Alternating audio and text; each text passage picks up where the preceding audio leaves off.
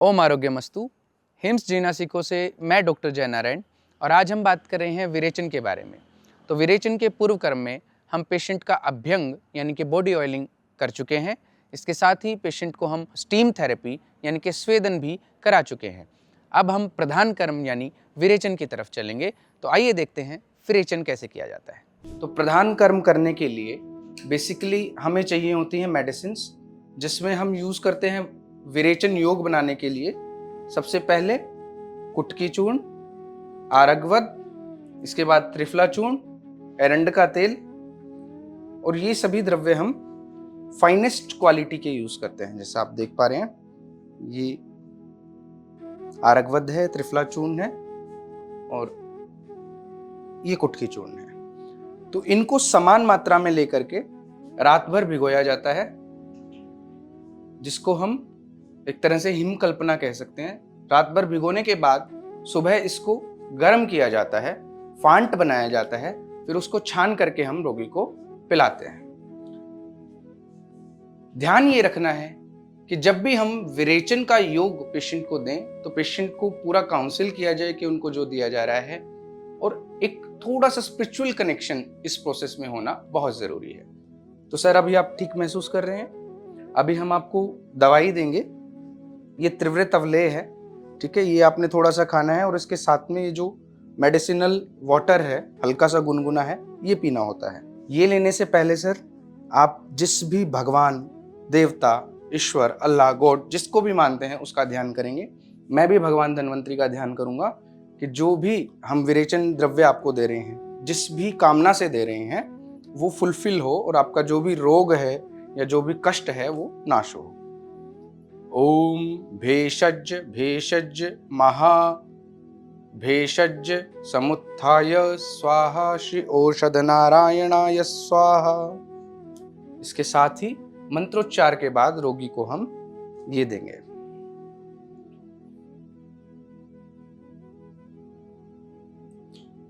इसके साथ ही लेना है आपने।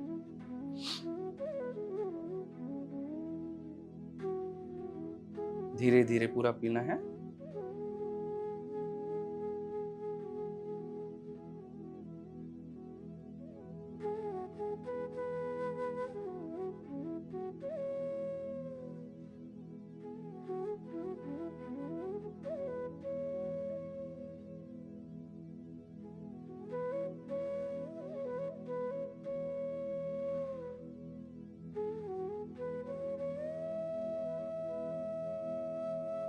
जब तक रोगी विरेचन द्रव्यों का पान कर रहा है, कुछ चर्चा हम विरेचन के बारे में और कर लेते हैं। जैसा मैंने आपको पहले भी बताया है, विरेचन से पहले पूर्व कर्म में हमें पेशेंट का आम पाचन करना होता है। यूजुअली आम पाचन 3 से 5 दिन तक किया जाता है।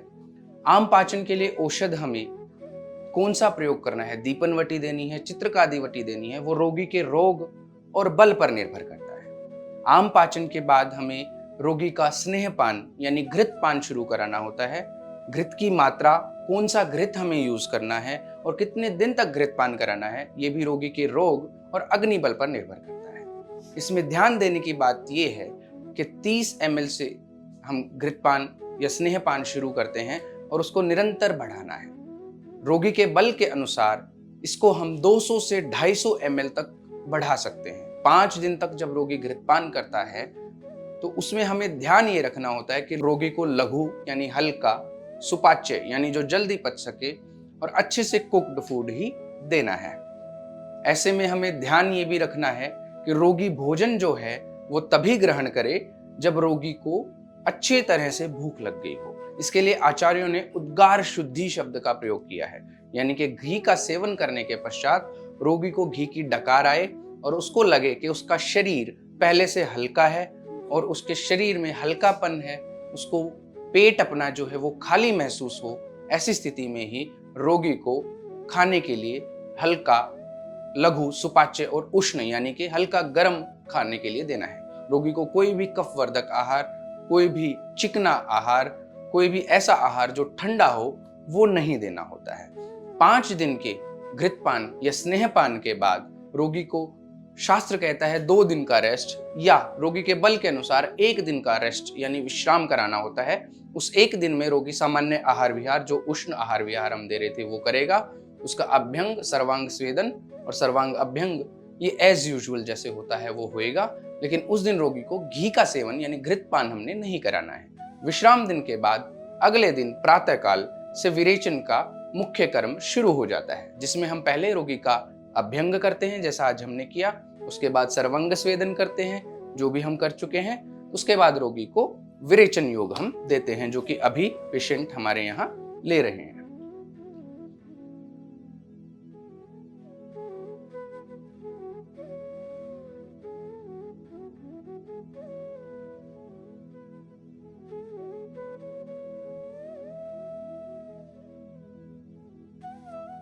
विरेचन योग ना तो बहुत जल्दी जल्दी पेशेंट को देना है, ना ही बहुत धीरे धीरे देना है।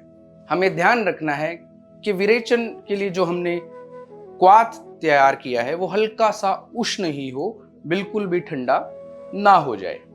इसके अलावा अलग अलग रोगी में विरेचन के लिए अलग अलग द्रव्य यूज करना होता है। वो रोगी की प्रकृति, उसके कोष्ठ के प्रकार से निर्भर करता है। जैसे कि मृदु कोष्ठ में हम केवल त्रिवृत अवलेह देके रोगी का विरेचन करा सकते हैं। मध्यम कोष्ठ में त्रिवृत अवलेह, त्रिफला क्वाथ, कुटकी, आरगवद, इन सब का एक फांट बना के उससे हम विरेचन कराते हैं।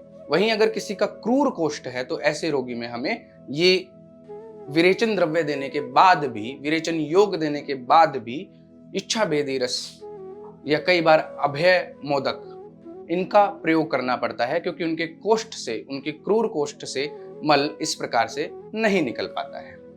इसके अलावा जब हम विरेचन योग जो है, विरेचन द्रव्य जो है जब रोगी को देंगे तो हमें उनको बोलना है कि वो 1-1.5 घंटा टहलें, थोड़ा घूमें फिरें। उनको लेटना नहीं है, सोना नहीं है, और धीरे से फिर विरेचन के जो वेग हैं वो शुरू हो जाते हैं। तो हमने अभी रोगी को विरेचन द्रव्य दे दिया है। विरेचन द्रव्य देने के 45 मिनट से 1.5 घंटे तक रोगी को वेग आने शुरू होते हैं। इसमें हमें वेग गिनने के लिए रोगी को पहले से समझाना पड़ता है कि रोगी एक बार जब टॉयलेट जाएगा तो उस टाइम पे उसे काउंट करना है कि कितनी बार उसकी एनल ओपनिंग्स हुई हैं, यानी कि जो गुदा द्वार है वो कितनी बार खुला है। वो एक ही बार में 3 बार भी हो सकता है, एक ही सिटिंग में 5 बार भी हो सकता है। तो इस तरह से हमने वेग जो है वो रोगी के गिनने हैं। आयुर्वेद में अवर, मध्यम और प्रवर यानी कि कम, मध्यम और ज्यादा वेगों के बारे में वर्णन मिलता है। तो 10 वेग यानी 10 बार एनल ओपनिंग अगर किसी रोगी की हुई है तो उसको अवर, 20 बार को मध्यम और 30 बार वेग आने को प्रवर यानी उत्तम शुद्धि बोला गया है। वेगों की गणना के पश्चात हमें यह भी देखना है कि रोगी का जो अंतिम दोष निकला है वो कफांत हो, यानी कि जो लास्ट बार पेशेंट स्टूल पास करे तो उसमें म्यूकस और चिकनाई हो। इसको हम कफांत विरेचन बोलते हैं। कफांत विरेचन बहुत ही श्रेष्ठ माना गया है और उत्तम विरेचन का लक्षण ही कफांत माना गया है, यानी कि ऐसा विरेचन जिसमें अंत में कफ निकल जाए वो श्रेष्ठ विरेचन है। विरेचन के बाद, ये हमने प्रधान कर्म की बात करी, विरेचन के बाद हमें पश्चात कर्म का भी विशेष ध्यान रखना होता है। अगर हम पश्चात कर्म ठीक से नहीं करेंगे तो रोगी को उपद्रव यानी कि कॉम्प्लिकेशन होने के चांसेस बढ़ जाते हैं। तो पश्चात कर्म की अगर मैं बात करूं तो वमन और विरेचन दोनों ही बड़ी पंचकर्मा थेरेपीज हैं और इनके बाद अग्नि में मेजर चेंजेस आते हैं। आचार्यों ने बताया है कि इससे अग्नि मंद हो जाती है, तो उस अग्नि को पुनः जागृत करने के लिए, अग्नि शक्ति, आहार शक्ति को पुनः स्थापित करने के लिए हमें संसर्जन क्रम का पालन करना पड़ता है। संसर्जन क्रम 3, 5 या 7 दिन तक रोगी के शुद्धि के अनुसार डिसाइड किया जाता है। संसर्जन क्रम में रोगी को पहले पेय, फिर विलेपी, फिर अकृतयूष और फिर कृतयूष का सेवन कराया जाता है। अवर शुद्धि यदि हुई है तो इसमें हम 3 दिन तक, मध्यम शुद्धि में 5 दिन तक और उत्तम शुद्धि में यानी जब रोगी को 30 वेग आए होते हैं या 30 से ज्यादा वेग आए होते हैं तो ऐसे में हम रोगी को 7 दिन तक संसर्जन क्रम का पालन कराते हैं। इसमें विशेष ध्यान करना ये होता है कि कोई भी ऐसा आहार विहार जो ठंडा हो, जो कफ को बढ़ाने वाला हो, ऐसा रोगी को आहार विहार का सेवन नहीं करना है। कई बार रोगी को विरेचन समाप्त होने के बाद भी जब हम पेय पिलाते हैं शाम को, तो पेय पिलाने के बाद भी 1-2 वेग आ जाते हैं, वो पूर्णतः सामान्य है, उसमें घबराने की कोई जरूरत नहीं है। कई बार किसी किसी रोगी में हरे रंग का स्टूल यानी ग्रीन कलर का स्टूल भी आता है, वह पक्व पित्त का लक्षण है जो कि बिल्कुल सामान्य है, उसमें भी वैद्य को घबराना नहीं चाहिए। ध्यान ये रखना है कि अति क्षीण रोगी को अगर विरेचन का अति योग हो जाता है तो पेशेंट को डिहाइड्रेशन होने के चांसेस बढ़ जाते हैं। ऐसे में रोगी को ORS या मुनक्का सिद्ध जल देने का प्रयास करना चाहिए। रोगी को समझा देना चाहिए कि अगर उसे वीकनेस लग रही है, अगर रोगी का गला या होठ ज्यादा सूख रहे हैं तो उसे पानी का सेवन करना है। ध्यान ये रखना है कि पानी का सेवन जितना भी करे वह उष्ण ही होना चाहिए। इसके अलावा किसी भी तरह की घबराहट, बेचैनी होने पर तुरंत स्टाफ को या डॉक्टर को बुलाना है। अच्छी तरह से किया गया विरेचन कर्म इंस्टेंट रोगी को उसके तकलीफ में राहत देता है।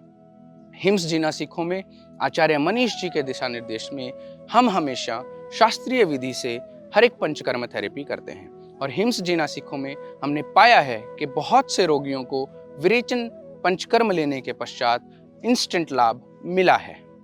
ऐसे रोगी जिनके 2,500 तक कोलेस्ट्रॉल लेवल बढ़े हुए थे, हिम्स जीना सीखों में सिर्फ 15 दिन के अंतराल में विरेचन कर्म के साथ उन रोगियों की लिपिड प्रोफाइल, उन लोगों के कोलेस्ट्रॉल लेवल्स बिल्कुल सामान्य यानी कि नॉर्मल आए हैं। आगे भी हम ऐसे ही विषयों पर बात करते रहेंगे। तब तक के लिए अपना ध्यान रखें, स्वस्थ रहें। ओम आरोग्यमस्तु।